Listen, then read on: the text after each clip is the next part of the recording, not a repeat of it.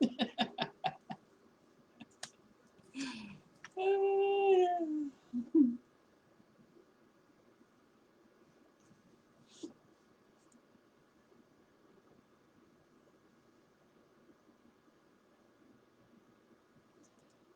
afternoon. I'm just going to wait for like a couple of heartbeats till everyone gets on. Good afternoon. My name is Lori Newbreast, and I welcome you to the Native Wellness Institute's Power Hour.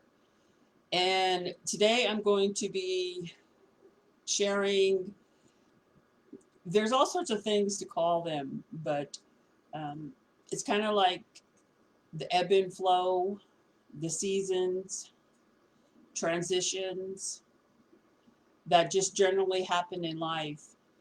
And when you are, I got to adjust my little back pillow here. When so I'm going to talk about that, and I want to be mindful about, you know, um, the day we are all sharing today, also, and the many things that could be coming across your monitor, or maybe your telephone, your cell phone, your texts, your mind. This is sort of like the inner internet of some people, right? The mind. And also I think we're in a transition for Native people, Indigenous people, First Nations, American Indians, the Sweetapee, however your people describe themselves. We are experiencing a transition. And there are some words, I think, and descriptions that are kind of floating around and coming into people's lives, however they do it. Even, you know, I have a lot of family members that are dedicated newspaper readers. That's where you get your news. Not Twitter, not Facebook, not social platforms, the newspaper. And when I was younger, the locally produced newspaper that for a lot of reasons our community, we generated some papers, but their longevity as the narrative for our community was linked to access and economics, and so they did not thrive. But I grew up hearing this phrase: was it in the paper? Did I make the paper? Or when they would photograph the little beautiful faces of our children, or the big beautiful faces of our community members, they'd say, "Oh, I seen you in the paper." But it wasn't often that we were able to contribute to the narrative, the story of our lives. And that's the transition we're in, because social media enables you to do that. And even now, the power hour that has been going, I know I should know what week it is, the numerical rating and the number, but it's a long time since March or the first week in April. And this has been a narrative, a storytelling portal for many people that all over the country and the world that are working on their wellness, and they're working on healing as Indigenous people. And sometimes that healing is directly related to historical trauma and colonization of our homelands by outsiders. But sort of the pebble that was dropped in, if you want to say, the glacial lake, um, and the waves that we also feel today, is that legacy of lateral oppression. And lateral oppressions, it's so easy to understand. I even heard Arnold the Terminator offer a description on his YouTube channel, right? So even if the Terminator can get it, we can get it. And we can start formulating those proactive healing responses to it. And like all pieces of wellness, it begins with yourself. Because if you've ever tried to hurt a relative, or maybe many relatives, maybe yourself, you've been herded into treatment, or you've been herded into a workshop, or bribed, tricked, whatever, to a wellness event. In that moment, when you realize where you are or what's happening to you, you make a decision whether this is going to work for you or not, whether you are going to assume in a different way to express your responsibility for your life.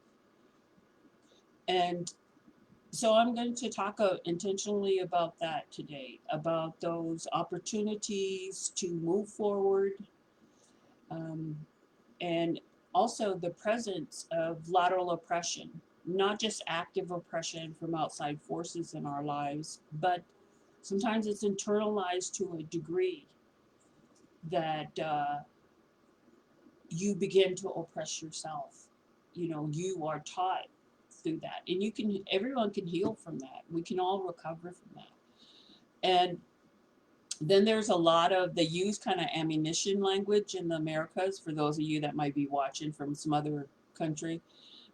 And so you hear in a lot of wellness descriptions, was that a trigger? And I'm sorry, like I grew up when there was limited TV programs. So I always think of, when I first heard that, my reference was the Lone Ranger's horse, Trigger. But it is also a mechanism of a gun. And that is America. That is part of our historical trauma. So when these words are coming into our thing, it's kind of like you have to get your Superman and Superwoman bracelets out. You got that. It's kind of like a real life game. You have to have that awareness that you might have to push that word aside, or that description. And I'm a believer and a practicer of getting through tough situations, mainly, in being in the here and now. So before we go any further, wherever you are sitting, wherever you are listening from, I just want you to wiggle your toes, clench your bottom in your chair. I mean, one of the things about the pandemic is it has made us chair people. And, there's a saying of, we want a place at the table. Well, a lot of indigenous people didn't have a table. I want a place in the lodge. I want a place in the circle. And either way, like let's say you are sitting in the circle now and you're sitting on the earth. If you wiggle your toes, it is an active way, or scrunch your bottom, your buttocks, and then release them. Just don't hold them scrunched. That leads to something else. It's a way you use what tools you have today to stay in the moment, and to really be aware that you control the off and on switch of stuff coming in. But I think it's also, I was listening to mainstream general population news, and there's been a few times in my life when I've heard that type of fear reporting, FEAR. So that's one F word that is well used in Indian country, to propel fear, to even propel doubt in our cultural way of life, and our ability to heal, our ability to move forward in the wellness way, in a good way. But there's also some other F words: flexibility, freedom, friendship, and the flow. And I am in my wellness, I did one thing that has been able to carry me forward is committing to that flow. To know that the gift of everything, I am part of that river, if you want to say, of creation. I am part of that river. The river is me of creation, or the airwaves, or the atmospheric river over the Northwest. I am part of that creation. And really recognizing that the human family, we're a part of that flow, but we are not the determinant. We do not determine that flow. That is beyond us. We're part of a universal energy, spirituality, where we were gifted life by the Creator, and we were given instructions of how to be a part of that flow. And it is through relationships. It is through relationships not just to other humans, but also to ourselves. And during this pandemic, um, you know, I've asked myself, like I've wondered, people that were earlier in my life, I was for a while, we traveled the same current. That's how I kind of look at it. Or, I am also influenced by the wind, and everybody in my culture is. And by that flow, the gusts, the breeze, the fast winds, the heavy winds, um, I'm also influenced by that. And in wellness, sometimes those relationships of where you travel during that flow in your life, as your life force is traveling on this earth and interacting with all of creation, even if you don't think of it that way, we are. The sun doesn't revolve around us, and but we are part of it. And there are teachings of everybody's ancestors, not just ours. We don't have the trademark, or because in America everybody's like has to prove ownership all the time. Who owns it? Who owns it? It's not like we come to this earth and we're issued a certificate of spirit. That's not the ancestors' way. That's not the teachings that have come down. That's not the practices. And right now, whether or not you know every detail, or maybe you are just discovered that you had a family. Maybe for some reason you were separated from your indigenous family, and you just discovered that. Even if you're that new to listening to our way of life, because our way of life is filled with the sounds of the universe, and in the human experience, it's filled with songs, it's filled with teachings, it's filled with prayer, it's filled with practices of forming relationships. And the first human relationship you have is that knowledge that it's ignited when you are born. When your creation is made, you are already finding out about yourself, about how you're going to move forward in this world, and the abilities. That's another way to look at it. And so, in the past, when there was less disruption, but there has always been disruption prior to contact, there was ways we had established to solve conflicts, to give people teachings about getting along, even if that was the furthest thing from their mind. How do you make the circle whole? How do you make it strong? By supporting each other's dreams. But also, when there comes conflict, when there comes a breakdown in relationship, what do you do? So in wellness, sometimes my aunt, that's she's been gone 19 years, and um, she was one of the first people who got sober on our reservation.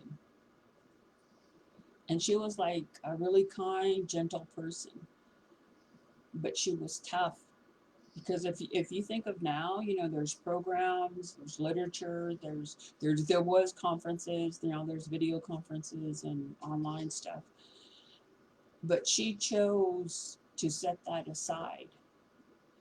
And when I became aware that there was a way to set aside the painful parts, the parts that had injured me, whether they were, related to mood altering substances like alcohol or behavior.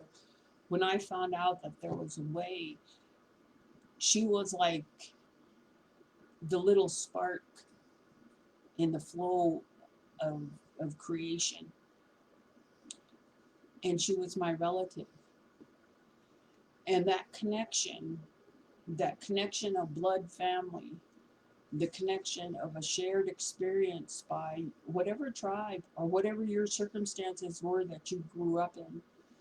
Because many people have been gifted to grow up in other communities, although they're a native person from another tribe.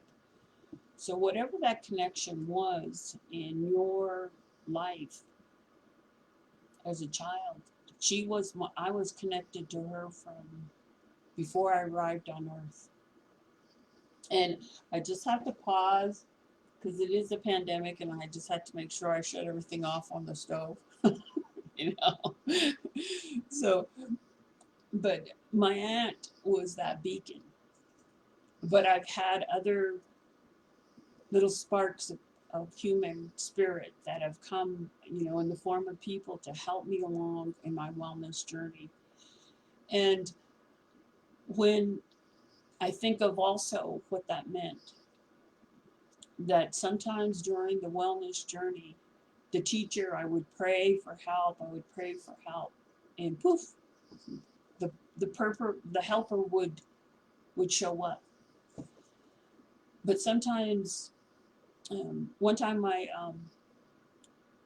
was trying to explain to a much younger person in my family, because they asked me why I was always going to ceremony or why I was always doing that, kind of. And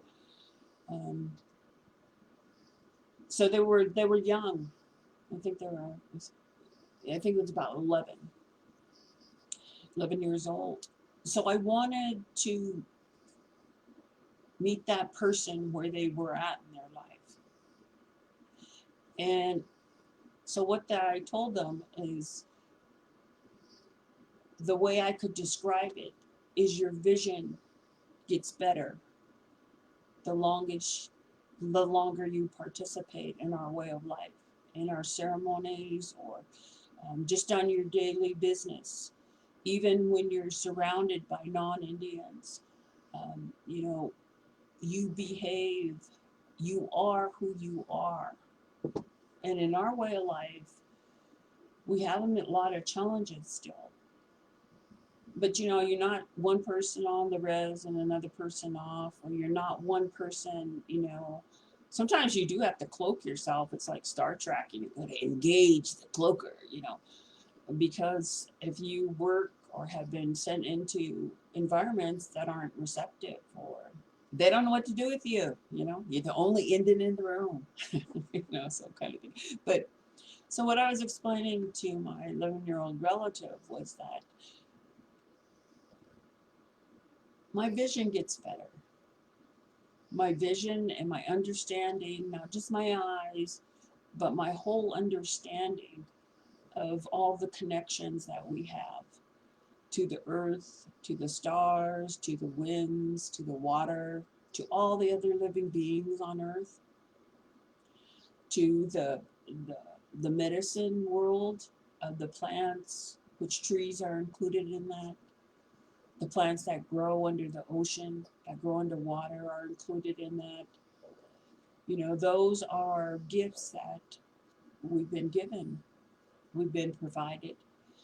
And so during the pandemic, I've had a lot of times, maybe like, you know, like a lot of people, but not like everyone. Some people have experienced the pandemic living with a large group of people in a, you know, in their household, or maybe in an apartment building or something. But I don't have that. You can hear my dog snoring off camera. One of them, the other two had to be secured outside because they were rambunctious because it's a nice day. But that's what I told my 11-year-old relative. And I think that I've also learned that in wellness, that sometimes the way you share your journey is not all it's not all the details in the footnotes, but you come to a place when you're able to tell the story or use an example of a short seven word story or 6 word story or 10 word story about what you know today on your wellness journey. And I just like to say that I have to take a sip of water. Well, it's a little bit more than water. It's like, anyway, it's good. But on the wellness journey, you are the only expert of your experience. And I think that in Native culture, that's always how your self-will. I've had um, many helpers along my journey and, that have said this in one way or another to me. And one of them was really explicit. They said, we do not recruit, nor do we like indoctrinate people into our way of life. Because like in the circle way of thinking, you come there of your own free will. And like earlier in the hour when I was talking about, you know, people that had been herding, HERDING, because the longer I'm home at the res, like our dialect of English, you know, I can hear it sometimes when I'm pronouncing words. You know, I was going to make another joke, but I'll make that later. But sometimes that's why people aren't out there making the decision you think they should be making. And in those moments, because we see, you know, my prayer, my hope is that the people, everybody makes it through this. Because I believe every person living can be a part of the solution. And that means we should live. We should live through the pandemic. And there's a lot of, right off the res, there's a lot of influences that are not, they're challenging that basic principle. And we can't hurt them to do, and we cannot force them to do what we have shared in our communities.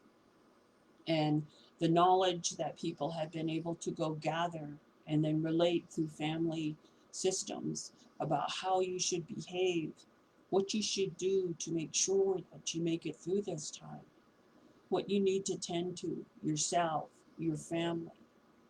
And and wellness is all of that. You know, how do you take care of your mental wellness, your physical wellness, your spiritual wellness, your emotional wellness? You know, so all of those things that there's techniques for them. And I think that in this time, this narrative that has, it's kind of like if you think about the, you know, the beads on a necklace, or if The silver willowberry not only gives us the wintertime food of a superfood that we needed, but it also gives us a beautiful little seed that had stripes on it. And my people would string those, and other people related had a different relationship to them, but they're very beautiful, those seeds. So it's like that, you're gathering as you're going. You're putting these little beads at, this is for my people. It will be a year, March 14th, since we said, uh-oh. And then thankfully we had people who had thought of this time even before it arrived. But we're coming up for my community on a year marker, or 1 year marker. Somebody's moon, somebody's calendar, we're coming up on it. And so during that time, there's been a lot of attention through the power hours to offer that. But also, I would like to encourage you to share in whatever way you can your story. And I was on a power hour last month, and somebody had shared in the comments that I had read afterwards that the way they had traveled on their journey through grieving, through losing somebody during this time, is they started beading again, but with beads. And that's what they had been doing. That's what they had been doing, going on 5 months, continually beading, continually marking in a physical, real world way that passage of grieving during this time. And in every community, we're touched by that. Families lose members. We have in the Confederacy of my people that goes into Canada, some of those losses we will only know after, because we're creating those beads, we're creating those markers of this time during the pandemic. And everything is all mixed up into one bead. The happiness, the sharing, the celebration, the wonderment of being alive. In there is also the transition of our members,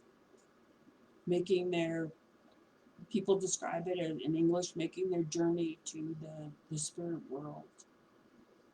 To us, to my people, there's a place on earth that we know they are. And there's geographical markers of where they make their transition.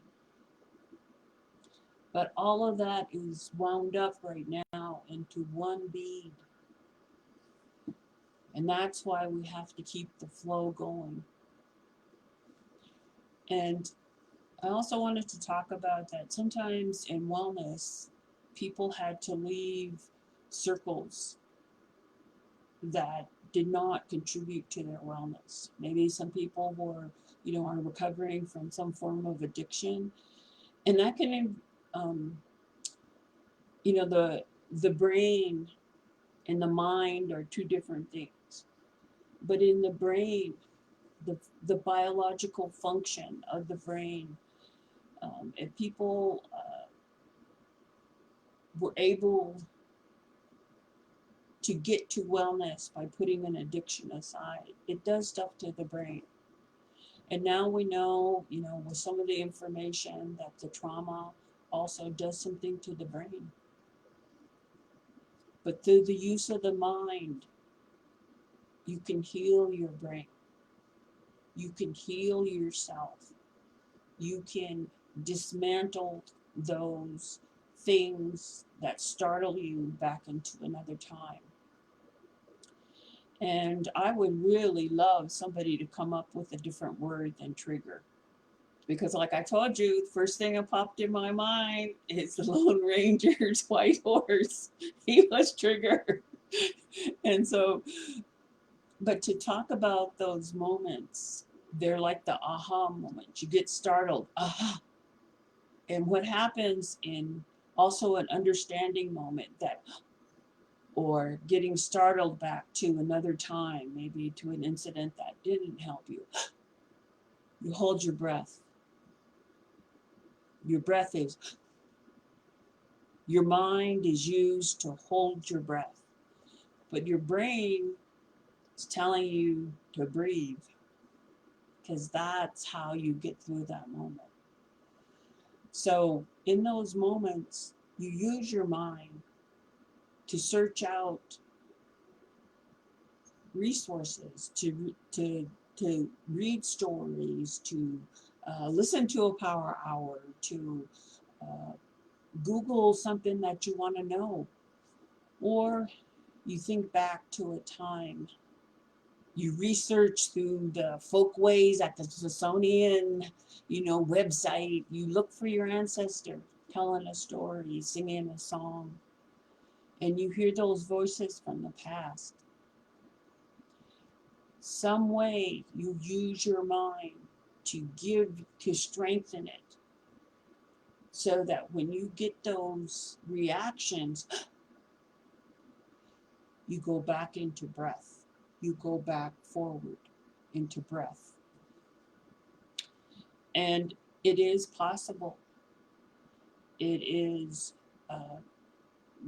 if you want to say, that is one of the realities of wellness.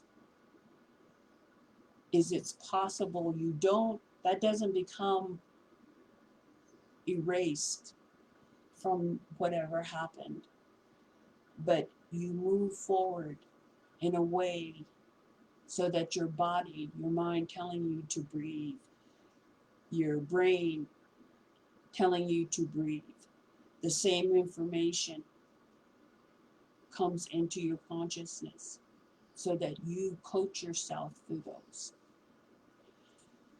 And I've been thinking about also, there were sometimes just in practicing and being the person who I am, there were also times when I had to ride the other current of the flow of creation.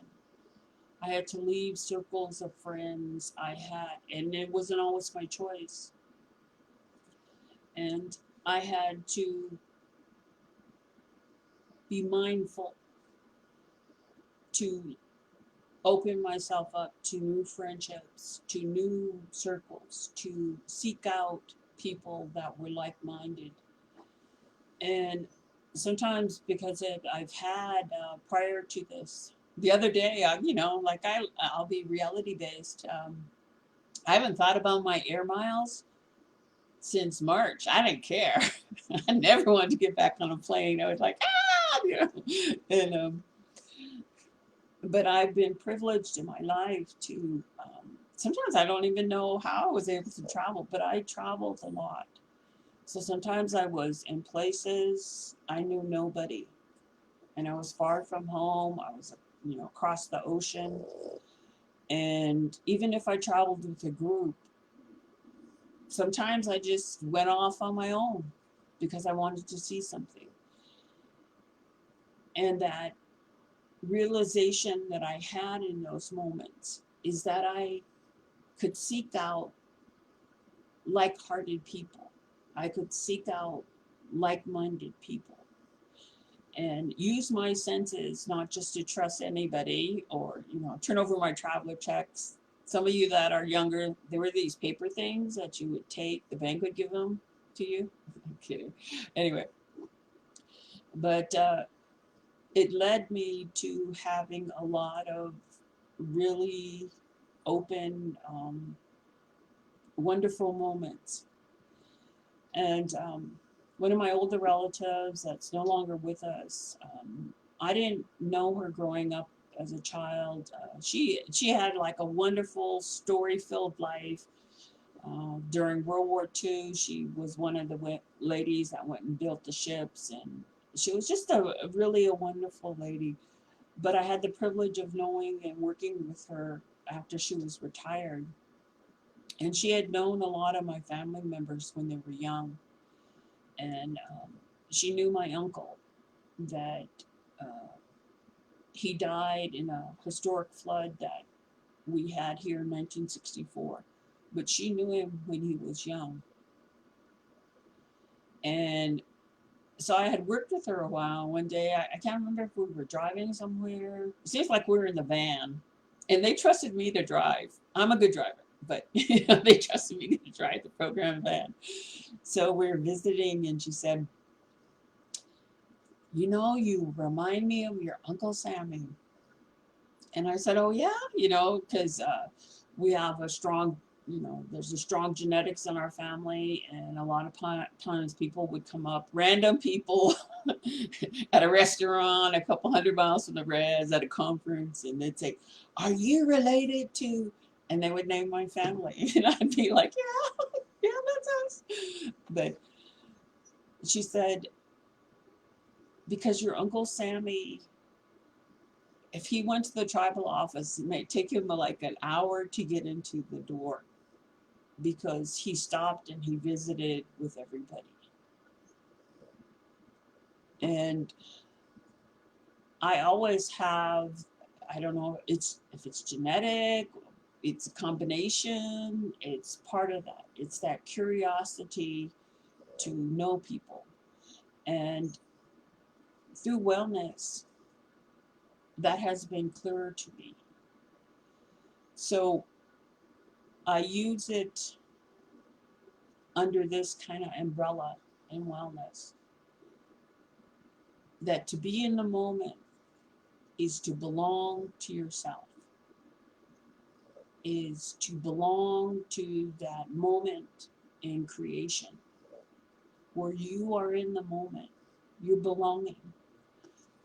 But belonging in human relationships, the number one thing that must be done is acknowledgement.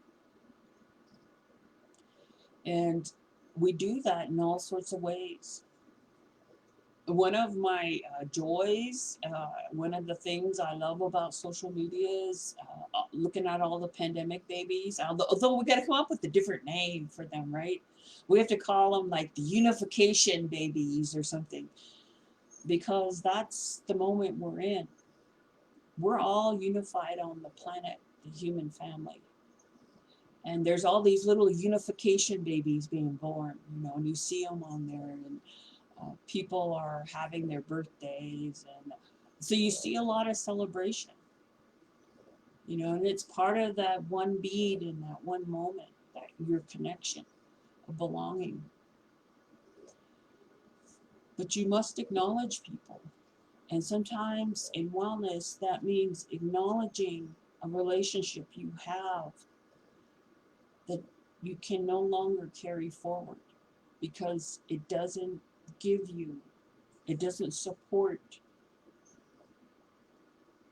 your spirit, your life. It doesn't propel you forward in a good way. And it's been my experience during the pandemic that I've thought of some of those people that, our relationships, they'll always be connected to me, but I had to make a choice, or they made a choice, because I chose to live another way, or I live another way, to not actively ride the same stream or the same current forward. And I want to say that is okay. It's a natural part of human relationships. There's teachings many, in all cultures, about that, about how to extract from a person in a good way, about a safe way, if it's safe, because part of the legacy we deal with, it's on the same beat as those unification babies. That whatever you did with your stimulus check, or other people's stimulus check, whatever you do with that, it's on that same bead. It's okay not to carry those relationships forward. the connection is not severed, but the active being in the moment so that you can connect to yourself in a good way. It may have been necessary, or it may be necessary. And I think what has also become clearer for many people during this time, what's really important. It depends on the time of your life you're in. It depends on what your life experience is. Um, One of the younger relatives in my family, she's only 12. And so among her age group, they were circulating this meme, about, you know, they're kind of done with living through historic times. They're kind of like, let's get it over, because because that's been their childhood for the last year. This year has marked. They've been asked to be flexible, resilient, adaptive, and really self-sufficient in many ways in their education and coping and understanding that their friends are still their friends, even if they haven't seen them for months at a time. So that was kind of her joke, like, I'm kind of over living through historic times, kind of. So, but sometimes in wellness, that is also part of the journey, is saying, if they're my relative, maybe I can't be an active part, but you see them when you're all gathered. You see them when there is, you make a choice, you come together in those moments, but also in other relationships, in friendships, in professional, colleague friendships, and sometimes in the very way you treat, maybe through an inner dialogue to yourself, to leave that behind, to go forward and not using your mind to create that dialogue of maybe how words were used to hurt you, or how you were blamed for something, for an injury, and somebody not taking responsibility put a phrase in your head. It's only your mind that keeps that, because your brain wants you to live the fully vibrant physical life. And that's why, many of the subjects in the Power Hour are about that nuance of feeding a fresh script into your mind so that it can work with your brain, so that you come together and your physical body is operating so you can go forward in a good way. And there is now, emerging, we're experiencing another change in the pandemic, the availability of vaccinations, and every culture has teachings about how you help the medicine to restore yourself. In the Western way, it's a lot, you have to have an active part in that. And some people are making decisions where, again, we can't you can't herd people to that, but you can share your story of in your family, or you can, if you find out resources during this time, you can share them with your family member. Our infrastructure that has enabled us to get to this point, to be this living generation, is our culture. And the infrastructure is the people's relationships. And so, yes, we don't have, we live in an environment, especially in the US, we don't have a collective agreement of all the other humans of how we're going to get through this.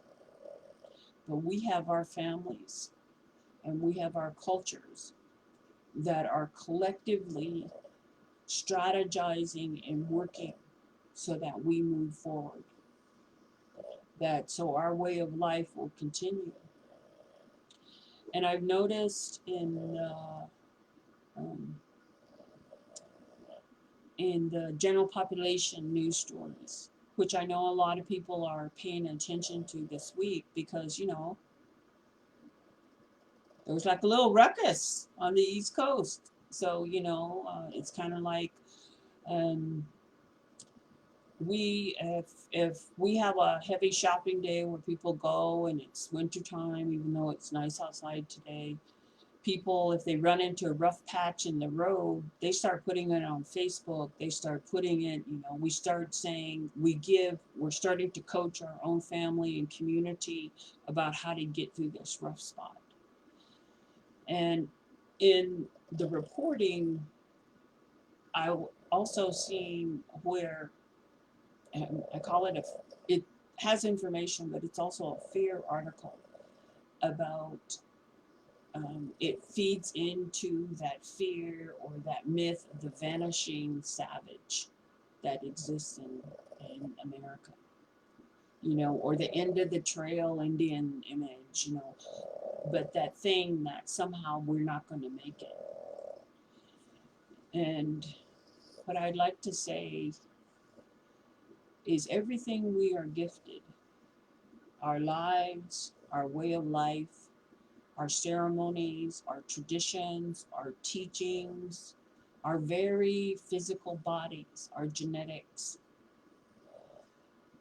That is from creation. That is from the Creator. And as long as we acknowledge and follow that way of life, we will continue. But we also are living in a time where we've been asked in our communities once again to take care of our own homes, to take care of our own communities. And I've seen the marvelous, the magnificent, the extraordinary response. One of our young men that he's tireless. He works at at our grocery store, our tribal grocery store, and he also volunteers with every way so people could get fed, so they could stay safe. Those are the stories that we need to be telling each other. Those stories, not just of resilience, but of really celebration of that person's gift, to be generous, to act in faith, that the intention, the way we are going to make through this, is to make our connections strong through action. And so as you know, we move on, it's going to be a different picture tomorrow than it is today. And so when I was thinking about what I would share, during this time, um, one of my friends, I don't know if she's watching, she calls me the human computer because and I was like, she's much younger than my sister, but one of my sisters, when I was little, I can remember, I think I was in the 4th grade, she used to call me encyclopedia. And one of my stories of my life, of my young life, is, and I can remember being very disappointed when I found this out. So when I was about in 5th grade, I wanted to read every book in the world. And then I found out later on, a couple years later, that that may not be possible in my lifetime. But, you know, given how the more I learned about our spiritual beliefs and about our place, we're all in the sweet to be go to heaven, and maybe that's still possible. But maybe I don't want to spend eternity doing that, you know? But I am my own expert on my story. So therefore, I vet or I go through things of information right now in absence of a cohesive collective agreement by all the humans in this geography to get through the pandemic. So I get the best information and I read and I listen and I have a strategy of how not to force people to change during this time. But I will give them a resource. And I've checked on people. I wanted to be intentional about this too, about talking about this. Our connections are also shown through caring. And maybe you were maybe you were the one of the people in your friendship circle that always had a gift for people, or you were always going and swinging by and convincing people to go do something at the last minute, or inviting people to your adventure that day. And with the pandemic, you ebb and flow on how strong you feel on any given day, in any given moment. And so one of my friends said, well, I just got down to texting, as if that wasn't enough, you know, and a text is caring, a message is caring. And even for my family members that don't text or message people or use this medium, they wanted me to tell the grandson of one of my friends specifically that they miss him. So sometimes I'm the messenger. I'm transferring information, and um, you know, and so during this time, if you haven't sent a text or a message to your friend or a letter, because you could still do that. The post office is still operating.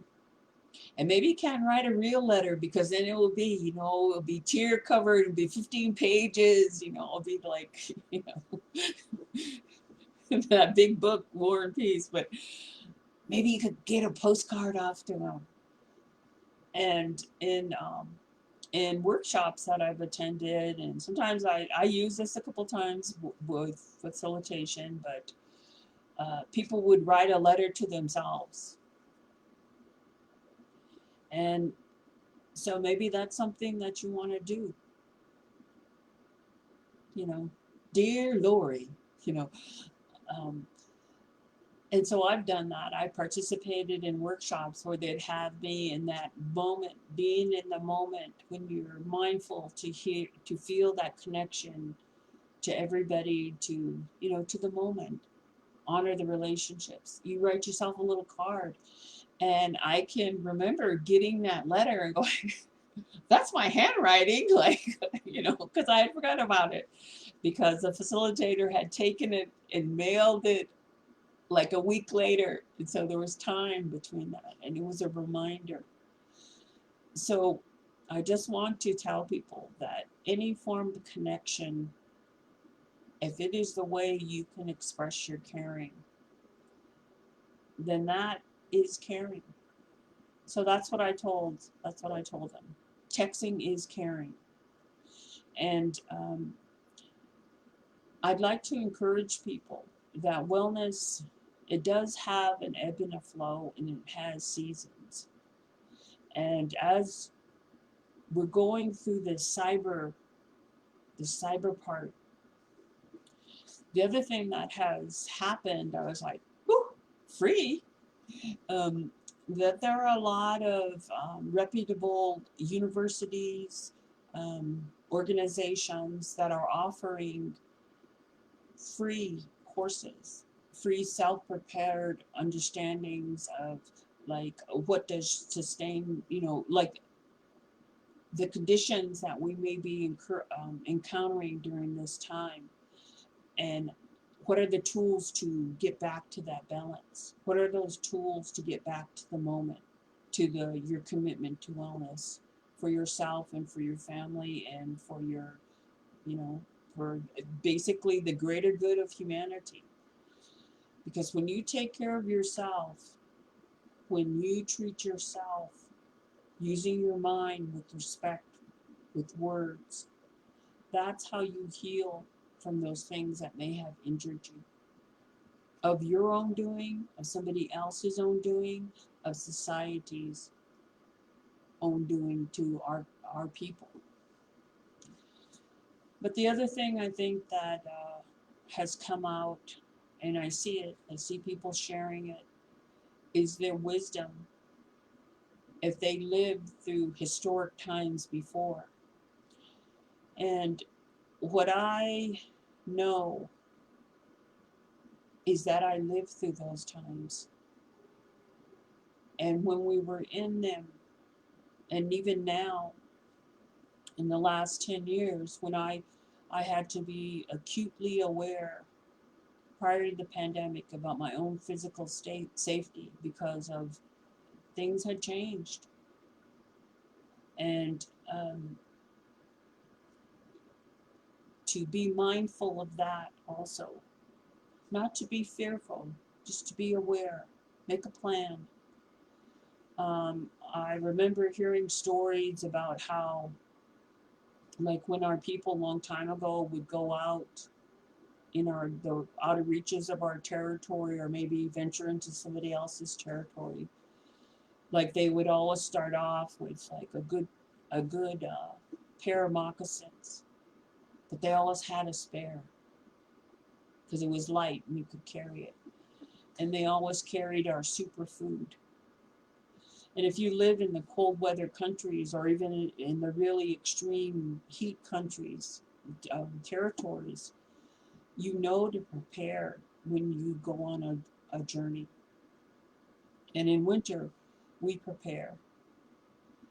My dad, for many years, I carried his kit in my winter preparation.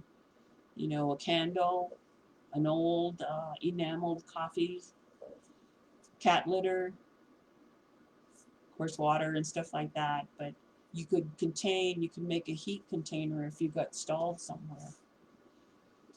So that winter kit, that idea of being prepared now when you go, and making sure that the other way we maintain connections is through communication. And so as we move forward to the next phase of this, to the next bead, on our pandemic necklace, you know, because the other thing I've seen is beautiful, absolutely marvelous expressions of celebration through people sharing their creative, whatever it is, paintings, clothes. I seen a beautiful jingle dress that was shared by people today. Um, just a song, children's art being shared with me, you know, and just whatever beauty you are creating, that goes in your kit also. But that we remain aware, and we are embrace people, whatever means, through prayer, through connections, through a text, with that encouragement and that assurance that we will get through this. We will gain wisdom. We already are collecting our wisdom.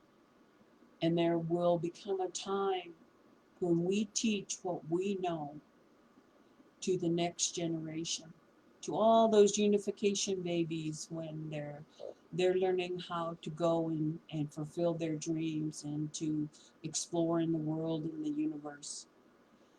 So today, I think that is really my personal knowing that I could share with you, that there will come that day when things will be different.